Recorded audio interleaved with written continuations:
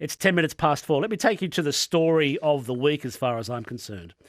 First of all, the PISA Global Education Rankings. These are the OECD global rankings that look at how countries are going and faring when it comes to science, maths and literacy.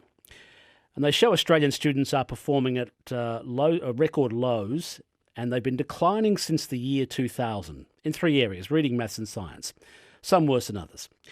Children across the country are struggling, apparently, with NAPLAN testing.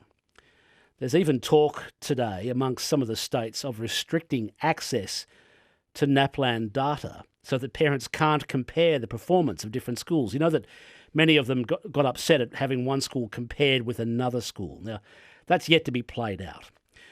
Nevertheless, what are teaching professionals, tutoring organisations seeing on the outside? So I organised a tutor for a family member recently.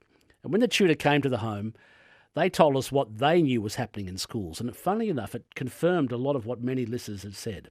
Crowded curriculum, people being forced through. If they miss something or don't understand something, the poor teachers don't have the time to stop everything and go back over it with individual students to help them catch up. So I said, okay, let's talk to the tutors, the people who are making money out of filling the gaps. My next guest is one of those sorts. Ben Maher is his name. Ben is the founder and Director of Education for Full Spectrum Education.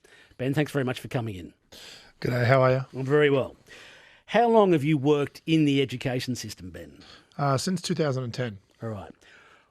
What do you see? What is happening? You run a company. You founded a company that's, if you like, filling the gaps or helping solve the catch-up problem of schooling of children here in southeast Queensland. What's going wrong, do you see?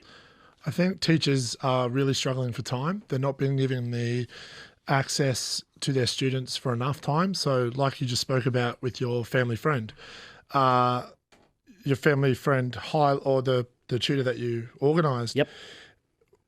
They were highlighting things like the curriculum was rushed, which means the teacher doesn't get enough time in front of the students.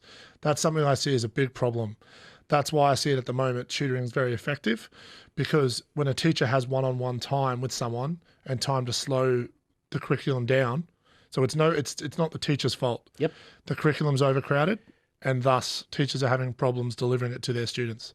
At a pace that students can absorb as well, isn't it? I think apparently some students do well, but others find it difficult to understand or comprehend deeply certain subjects. But teachers apparently feel too pressured to actually go back and help those individual students catch up until they've got a handle on the subject matter. When you're working with subject matter, you need to be mindful that if you don't get through all of that content, that the students won't have access to that information, which as a consequence means when they sit their exam or their assessment or their assignment or whatever it may be, they'll actually won't be able to adequately complete the task. So as a teacher, yes, they're under great pressure to complete and adhere to those timelines, as well as create meaningful learning experiences for their students. Has the curriculum always been this crowded, Ben?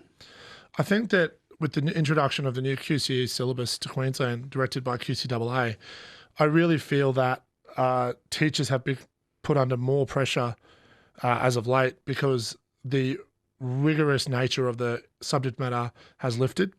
And as such, teachers are under pressure like never before to prepare their students for external assessment and new types of, for example, in mathematics, there's now something called a PSMT model, which is a new type of an assignment model, which if you haven't taught that before, you've had to learn that yourself as a teacher and then implement it to your students.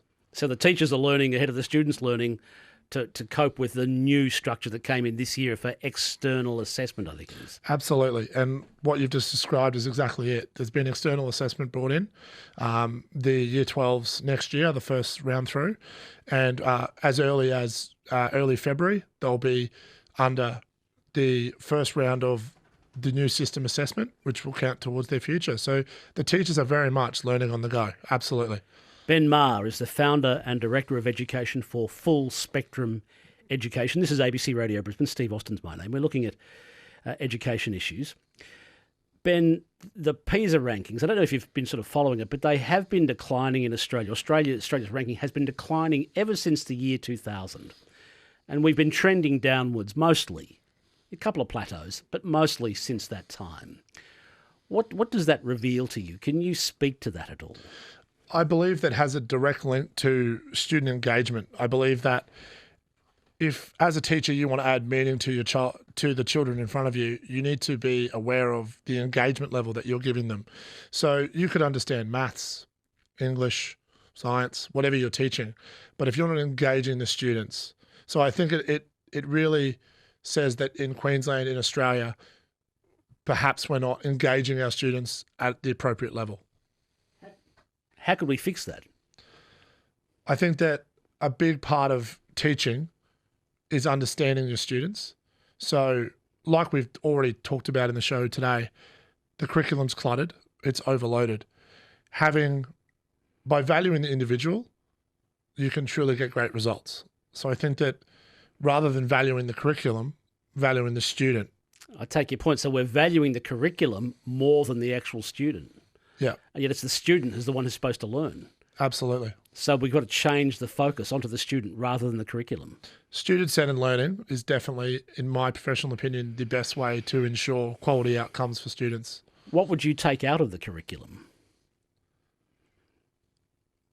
When you deliver the curriculum as a teacher, you need to be mindful that certain things are taught multiple times in a term. So I think that streamlining the curriculum, and in a discussion with one of my teachers earlier today, we were talking about how the new senior syllabus has changed, but from prep right through to year 10, there is no legal requirement for schools to change their curriculum. However, a lot of schools here in Brisbane are taking it upon themselves to make those changes for the benefit of their students. I think that having teachers being given the support to adjust the curriculum back, so backward mapping in teaching, backward map the curriculum to the early years of school, would enable teachers to then focus less on the delivery of the cluttered curriculum and focus more on their students. You have a lot of accreditation from big-name private schools in Brisbane. Is there a difference between private schools and state schools? And for that matter, independent state school students? In other words, when you deal with students, because I know you're a professional teacher as well as running this tutoring company, do you see much of a difference with private schools, with state government schools, and the independently run state government schools where the principal has control over his own or her own school? The big difference that I've noticed between state schools, independent schools, and private schools is that there is no common formula. So some private schools the teachers will be given a great amount of time and access to resources to build their curriculum and deliver it in a way that adds meaning for their students. Whereas other schools, whether it be a different type of private school or a public school, may be somewhat limited in their time to prepare their resources and the curriculum, which then impacts on the student, which leads me to coin a term about ghosts appearing in classrooms. Students are becoming like ghosts. They're feeling like they can't voice themselves because the level of disengagement is going to that type of level. What are parents saying when they come to you for help? The parents ring you up. They want the best for their child, whether it be state or private schooling parents. They want the best for their child. And when they ring you, what do they tell you? Is there a common theme? The common theme is absolutely not knowing. So I will say they don't know where the problem is. They don't know where to identify it, whether it's the school, whether it's the student, whether it's them. They're not actually blaming. They're just wanting answers. And if you can provide those answers, you gain parents' trust very quickly. And then it's on us as a company to then follow through and deliver quality content in a way that re-engages their child with the school curriculum. Are you finding particular problems with particular years? I would say that students that are in year 10 or year 11 right now, so the year 11s that have just finished and the year 10s at present in 2019, they are the students that are under the most pressure, because the students, as I said before, that are in year 8 or even earlier, year 7 or primary school, they're the ones that will have more time to adjust to the system. And as I said before, teachers are learning on the go, which means our teachers will have more time to adjust to the new curriculum and therefore deliver a better product for our students. I've heard this a lot about the cluttered curriculum. Teachers have told me, a lot of organisations have told me, it's not clear to me why the state education authorities, whether that be the minister or the curriculum authority itself, doesn't get the message and pull a bit out. But I also hear stories where that teachers are so frustrated, they're often not teaching the curriculum, they're teaching their own version of the curriculum. In other words, teachers are so frustrated, they go, blow it, I'll teach what I know. Do you see any evidence of that? Absolutely. So in any industry, I think that we can talk about engagement. And I think to pretend that teachers aren't becoming disengaged or disillusioned due to the new introduction of, yet more pressure and more things to do, that would be ignorant not to acknowledge that. I think teachers are becoming increasingly aware that their job is to get their students ready. And I think that maybe, or perhaps, they're starting to take it upon themselves to deliver the information in the best way possible. So how would you fix this, Ben? Giving teachers more time and more resources will definitely produce a better product for our students. And also admin at schools, so deputy principals and principals, take it upon themselves to provide internal professional development for teachers so that their engagement in their classrooms can be of a higher level. That shouldn't be that hard to achieve, is it? I mean, because I know you're a teacher as well as running a tutoring company. From what you've seen, that shouldn't be that hard to adjust to, in theory. In education, I think it's important to operate from a support mindset rather than a judgment mindset. So when I meet a new student, it's my job to look at the student and find out how we can support him or her. Yeah. And with teachers, it's the same thing. So when teachers are teaching, we need to make sure that we offer to support them. And when we're looking at how our teachers and our students are interacting in this new space to try and lift Australia back up the rankings, for me, we need to make sure we're operating in a support mindset rather than judgment. And like you said, it shouldn't be that hard to do. No, I don't believe it should be. If it's almost all corners are complaining, aren't they, Ben? I mean, the teachers, the parents, the kids. I mean, I realise there's always, outliers and people are doing fine.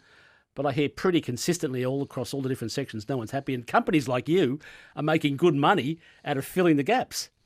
Like I've said from the beginning, we're happy to offer support, but we firmly believe that the quality education comes in valuing the child.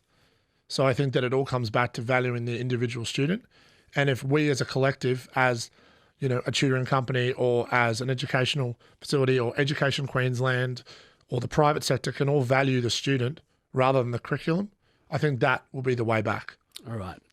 I'd love to speak with you again. Thank you very much for coming in, Ben Maher. Thank you, sir. Ben Maher is founder and director of the company, founder and director of education for the company Full Spectrum Education.